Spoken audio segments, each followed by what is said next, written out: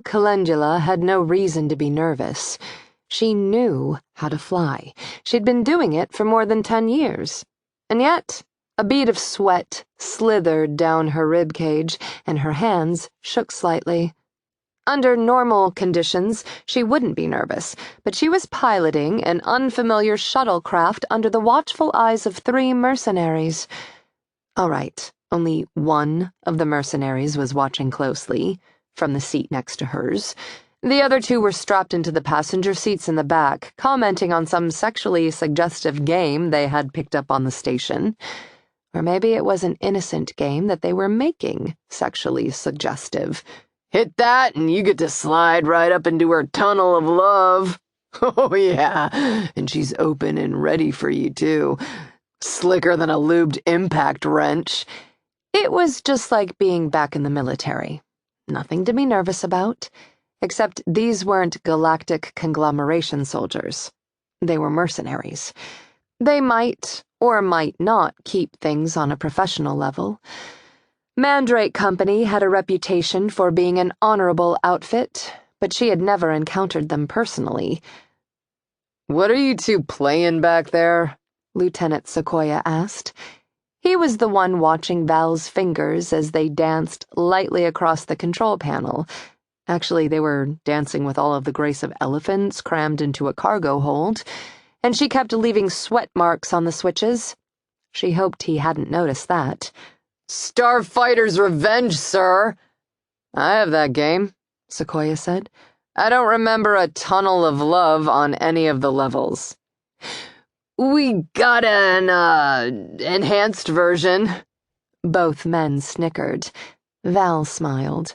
The banter was starting to relax her, however coarse it might be, until the lieutenant frowned at a display to the left of her seat and above her head. "Are you keeping an eye on the fuel mix ratio? I know most ships handle all of that manually, but these combat shuttles can be finicky. The ratio has to be precise." "Yes, sir," Val said, falling into the old habit of calling officers sir, even though she had been a civilian for the last 8 years.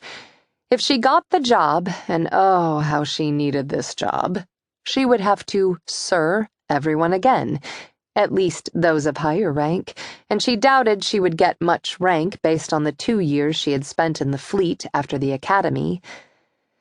I mean, I wasn't, but it's because I was expecting that display to be down here on the panel. I'll watch it more closely now. She tried not to wince at the faint, disapproving note in that single syllable. "What do you think, sir?" one of the gamers asked. "The girl got what it takes to fly with us? More important than that, she gonna be able to land in the shuttle bay without ripping a door off?" Val held back an indignant sniff. The hatch was in the back, so she'd really have to choke the landing to knock it off. Maybe he was worried about the door to the Albatross's shuttle bay. "We'll see," Sequoia said neutrally. She tried not to find condemnation in his tone. She was qualified for this job. Mostly. She had graduated from the Galcon Flight Academy. So what if it had been 10 years ago, and she'd been piloting clunky freighters through the extremely boring and extremely safe inner system shipping lanes since then? So what if this was a mercenary outfit, and she'd never been in a real battle? Her resume couldn't have been worse than any of the others turned in, or she wouldn't have been invited to come aboard for an interview with the flight commander. "She's got a tree name," the other gamer said. "The captain'll take her." Neither Val's first name, Valerian, nor her last had anything to do with trees. But she didn't correct the man. She knew what he meant. She had been born on the now-destroyed, druid-dominated world of Grenavine, and Mandrake Company had a reputation for being a refuge for some of its inhabitants, those who had been off-world when it had been annihilated, and those who had skills useful to the mercenaries. Captain Mandrake himself was a native. That was why she had submitted her resume. No need to mention that she had submitted it to 3 other outfits, and been rejected, before learning that Mandrake Company existed. "I hope so," the other mercenary said. We need more tits on board. Way too many dicks roaming the halls. Striker, the lieutenant said. It'd be nice if you could be a little less crude, given that there's a lady present. One we're hoping might want to stick around and work with us. Sorry, sir. The man, Striker, lowered his voice and asked his comrade, What should I've said? Breasts and penises? Sequoia sighed. They flew out of the station's shadow, and the mercenary vessel came into sight, so Val stopped paying attention to the banter.